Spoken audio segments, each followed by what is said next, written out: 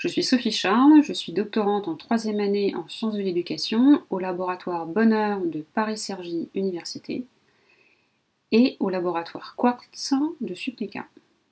Et je vais vous présenter ma thèse en 180 secondes. Mon travail de thèse s'intéresse à comment les étudiants ingénieurs conçoivent des objets en 3D. Et finalement, cela revient au même que de poser la question: quel est le point commun entre un dentiste et un astronaute? L'un pose des couronnes dentaires et l'autre effectue parfois des réparations à l'aide de bras robotisés sur un objet qu'il ne voit pas complètement. Dans les deux cas, ces professionnels doivent comprendre des objets 3D, les manipuler mentalement et les reconnaître, quelle que soit la représentation qui en est donnée.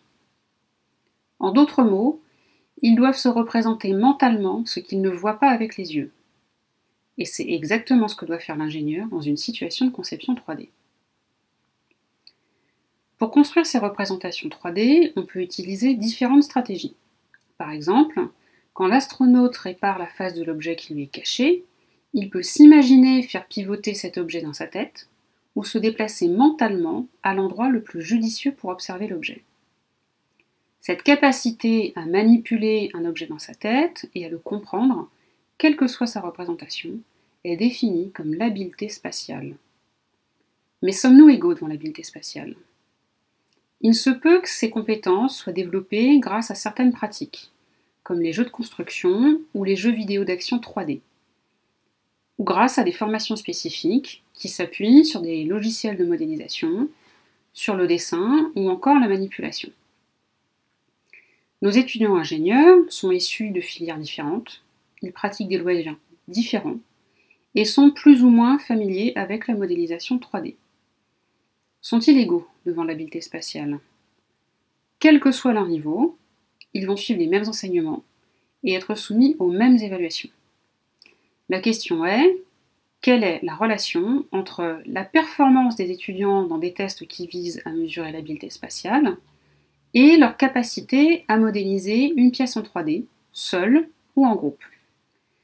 Quelles sont les stratégies qu'ils mobilisent dans ces activités? Pour y répondre, nous avons testé, questionné et filmé des étudiants dans des situations expérimentales et dans des situations d'apprentissage de la modélisation 3D. Après avoir identifié une variété de stratégies, nous voulons maintenant déterminer si certaines stratégies ou encore certaines combinaisons de stratégies sont plus efficaces que d'autres. D'où elles viennent, si les étudiants qui possèdent le plus de stratégies dans leur caisse à outils sont mieux équipés pour résoudre les problèmes spatiaux. Si ces informations participent à la formation des astronautes, sont-elles pertinentes pour la formation des ingénieurs? Finalement, nous voulons étudier comment le travail de groupe, qui permet de poser des questions et de proposer des explications, permet d'engager les étudiants vers des stratégies qui ne leur sont pas familières et d'enrichir leur caisse à outils. Se posera alors une nouvelle question: est-ce qu'on peut expliquer ce qu'on ne voit pas?